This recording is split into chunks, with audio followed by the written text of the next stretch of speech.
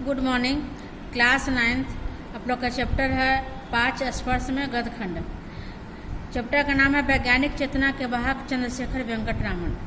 तो प्रस्तुत पाठ में लेखक ने नोबेल पुरस्कार प्राप्त करने वाले प्रथम भारतीय वैज्ञानिक के संघर्षपूर्ण जीवन का चित्रण किया है। उन्होंने केवल 11 साल की छोटी सी उम्र में मैट्रिक विशेष योग्यता के साथ इंटरमीडिएट अंग्रेजी और भौतिकी में स्वर्ण पदक के साथ बीए तथा एमए में काफ़ी ऊंचे अंक हासिल किए। वे केवल 18 साल की उम्र में कोलकाता में भारत सरकार के फाइनेंस विभाग में सहायक जनरल अकाउंटेंट के रूप में नियुक्त कर लिए गए थे। वे अपने देश को विज्ञान के क्षेत्र में उन्नति के शिखर पर लाना चाहते थे। अंतर्राष्ट्रीय स्तर के वैज्ञानिक होने के बावजूद भी उन्होंने भारतीय संस्कृति को नहीं छोड़ा। उनके जीवन से हमें यह संदेश मिलता है कि हम चाहे कितने ऊंचे पद पर आसीन हो, लेकिन हमें अपने भारतीय पहचान को बनाए रखना चाहिए। वे हमें यह भी प्रेरणा देते हैं कि हमें अपने आसपास घट रही विभिन्न प्राकृतिक घटनाओं की छानबीन एक वैज्ञानिक दृष्टि से करनी चाहिए।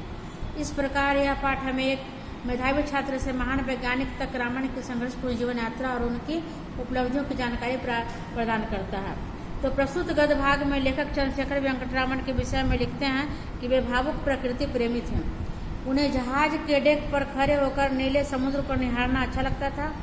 वे समुद्र के नीले रंग की चमक में घंटों खोए रहते थे। उनके अंदर एक वैज्ञानिक की जिज्ञासा थी। उनके मन की जिज्ञासा पूरी होने पर वे विश्व विख्यात होगा। उनके जन्म के विषय में लेखक बताते हैं कि रामन का जन्म तमिलनाडु राज्य के तिरुचिरापल्ली नगर में 7 नवंबर 1888 को हुआ था। उनके पिता गणित और भौतिकी के अध्यापक थे, इसलिए रामन ने उनमें काफ़ी अच्छे अंक प्राप्त कर एमए की परीक्षा उत्तीर्ण की। वे बचपन से विज्ञान के रहस्यों को सुलझाने के लिए बेचैन रहते थे। कॉलेज के दिनों में रामन की दिली इच्छा शोध कार्य करने की थी। उनका पहला शोध पत्र फिलोसफिकल मैगजीन में प्रकाशित हुआ था। कुछ दिनों बाद वे भारत सरकार के वित्त विभाग के अफसर बन गए। वे नौकरी करते हुए Indian association for the cultivation of science की प्रयोगशाला में कामचलाऊ उपकरणों का प्रयोग करते हुए शोध कार्य भी करते रहे। उन्हीं दिनों वे वाद्य यंत्रों की ओर भी आकर्षित हुए। उन्होंने देशी और विदेशी दोनों प्रकार के वाद्य यंत्रों का अध्ययन किया और तथा वे वाद्य यंत्रों की ध्वनियों के अध्ययन के द्वारा वैज्ञानिक रहस्यों की परतें खोलना चाहते थे। लेखक यहाँ रामन के वाद्य यंत्रों के अध्ययन के विषय में वर्णन करते हुए लिखता है कि जहाँ उन्होंने वायलिन, चैलो या पियानो जैसी विदेशी वाद्य यंत्रों का अध्ययन किया, वहीं वीणा, तानपुरा और मृदंगम पर भी उन्होंने काम किया। उन्होंने भारतीय वाद्य यंत्रों की विदेशी वाद्य यंत्रों की तुलना में घटिया व निम्न बताया है। इस भ्रांति को तोड़ने का यह प्रयास किया। वाद्य यंत्रों पर उन्होंने अनेक शोध पत्र भी प्रकाशित हुए। इन्हीं दिनों कलकत्ता विश्वविद्यालय में प्रोफेसर का एक पद रिक्त था।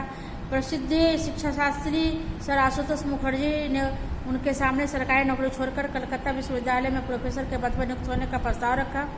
उस समय उन्हें काफ़ी वेतन और अनेक प्रकार की सुख सुविधाएं उपलब्ध थे, लेकिन उन्होंने सरकारी नौकरी को त्याग कर 1917 में कलकत्ता विश्वविद्यालय में प्रोफेसर के पद को स्वीकार कर लिया, जहां वे अपना अधिकतर समय अध्ययन, अध्यापन तथा शोधकर्ताओं में व्यतीत करने लगे।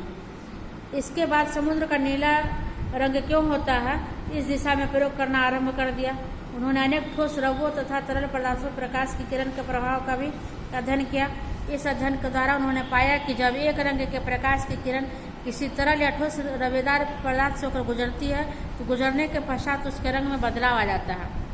तो प्रस्तुत गद्य खंड में लेखक यह बताते हैं कि रामन की खोजों का पहला नतीजा तो यह निकला कि प्रकाश की प्रकृति के विषय में आइंस्टाइन के विचारों का प्रायोगिक सबूत मिल गया।